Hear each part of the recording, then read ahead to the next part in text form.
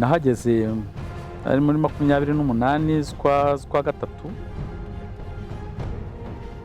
Ubwo rero nsanga ibintu ntibimeze neza.